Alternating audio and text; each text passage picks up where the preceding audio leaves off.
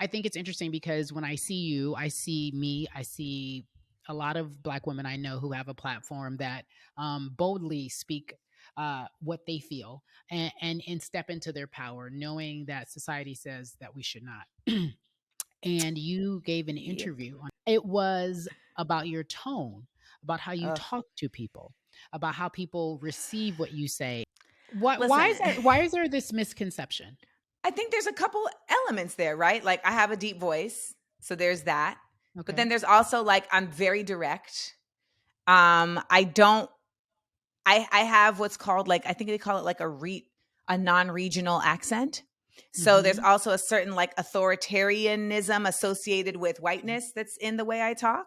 Okay. Um and I think also like I have a tendency to come off condescending when I'm sometimes I am being condescending. But sometimes just keeping it about. But sometimes Yeah. because sometimes I'm just like, are y'all fucking kidding me? But sometimes I'm not. I'm just like my they'll be like my toxic trait. Like my toxic trait is that like if I know this is not correct information, I feel the need to speak the correct information. Like Yeah. You and can't let it that ride. comes yeah, and that comes off as like you're a know-it-all or you're pushy or you're trying to school everybody. So I get that. I think the other part of it too is the passion part is that when I speak about things that matter to me, which I just happen to have a lot of things that matter to me, there's a conviction behind it that can come off as force and it can come off as brusque. And it really is just me trying to like emphatically get you to understand. And that gets misinterpreted. And I think that's the way that a lot of Black women deliver our messages, right? I think a Mhm. lot of Black women, for what it's worth, are very used to not being heard.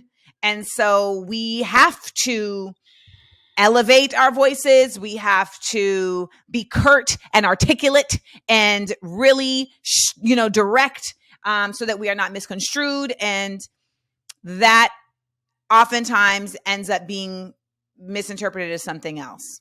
Yeah. And Angry. I think the people, angry, means a Yeah. big one. Yeah. Oh God. It's annoying, but you're like, they don't realize how we show up in the world and how the world sees us and how we see it. That has I everything to also do with just, how we talk. yes. I mean, I also just have like no tolerance for stupidity, and we live in a world of stupidity. So, like, I That's true. am No, like, yeah. Well, you're gonna be impatient. You're gonna be frustrated every time someone talks. You're like, again, I can't have this conversation. I just said, I don't know what this is. and listen, and that's something. So that is my problem. Like, I am impatient in a way that, um, can get in the way of kindness, and so that's something I'm constantly Yeah. working on and having to check myself on. But I remember like I did this interview for this comedy site and everybody in the comments was like, she is so masculine and she is so mean and she sounds like a man and she is so negative. And I mean, I was just talking, like I was Yeah. just You're like, talking. I was just like, the sky's blue today. Yeah. I was literally just talking and I was like, let me do a little case study. And then I looked at the interview that you're referring to, the Style Like You interview that's sponsored by Headspace, and I'm talking in the same tonality, Hmm. but the response was so different, and that space is far more woman centric. Yes.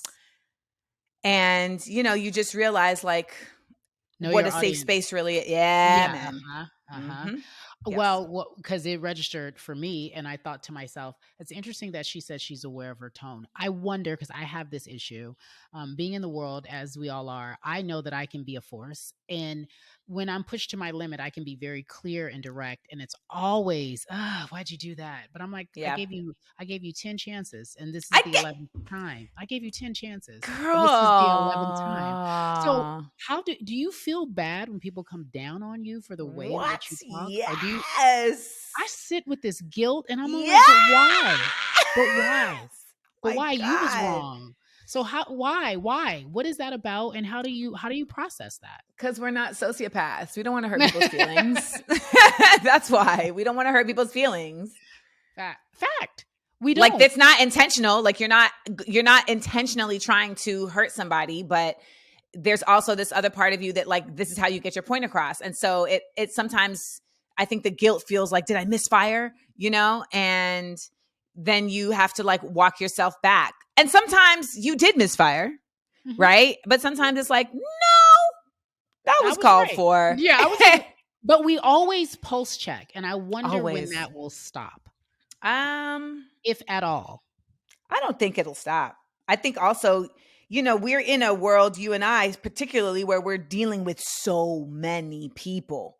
And I Mhm. think that's different. I think it's like just the ratio of interactions that we have compared to other folks That's true. does bear a different level of responsibility that you put yourself under, because most people, for what it's worth, are dealing with folks in like the same folks around them. So it's probably like the Mhm. same coworkers, and then like the same people in their family space. And then if they are interacting, like let's say they work in retail or they work in a restaurant, right? They are interacting with a lot of people, but like in a cursory way, right? Sure. Like they can take an order and feed people, and they don't feel connected to that. And be done. We're in a business where we, for the most part, have to legitimize every person we're dealing with. Yes.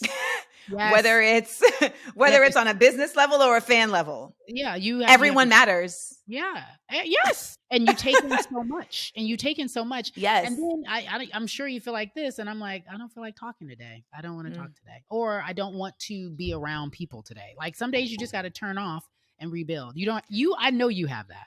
I'm a Cancer, so I'll Yeah. have that in the middle of a scenario. Like I'll be at a party and be like, "Oh, I'm I'm saying done," and I then know. like the people who have awareness are like, "Oh, Amanda's in her phone," because I've She's checked ready. out. I've Yeah, I checked bet. out, and I may have a revitalization. Like I may resurrect like Jesus on the third day. I might, Right. but I might not, and then it's going to be an Irish exit.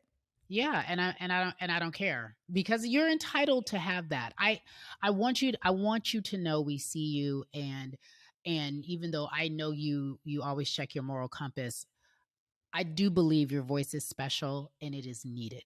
So even in Thank you. those times where it may feel like it's a lot, it's right. It's right.